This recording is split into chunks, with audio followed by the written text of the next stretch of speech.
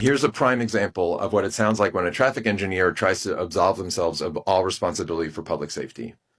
The difficult truth is that engineering can only influence people who are behaving within the bounds of normal expectations.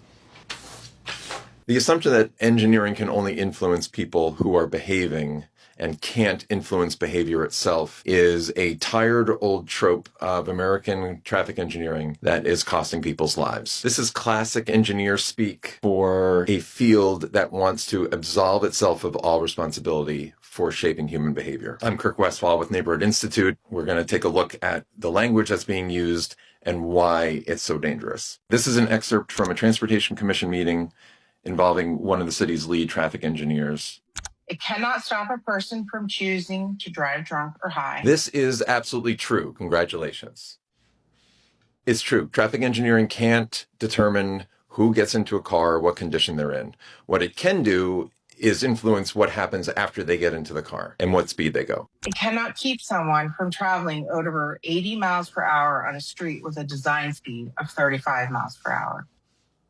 This is categorically false. In fact, we have re-engineered roads in Ann Arbor where it's practically eliminated speeding. We have before and after data of car speeds on roads where we've dieted the road, we've narrowed the road, we've put in roundabouts, etc. Engineering 100% influences speeding and stops the most egregious speeders, particularly with speed management devices like roundabouts or speed tables or speed bumps. People simply do not recklessly drive in these areas to any measurable degree. These types of speed management devices harm your car or make it very uncomfortable to drive that way. And people are pretty intuitive, even if they're drunk and high, that they don't want to speed through these places. So it's categorically false that engineering can't stop reckless driving.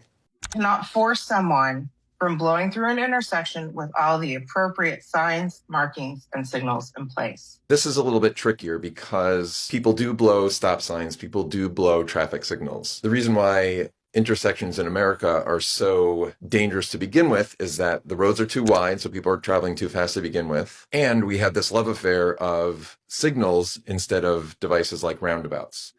In a roundabout, you really actually physically can't blow through a roundabout if they are constructed properly. While it's correct that you can't stop people from running red lights without traffic cameras, overall it's much safer to have roundabouts or four-way stops with raised crosswalks. So I give this a half-truth.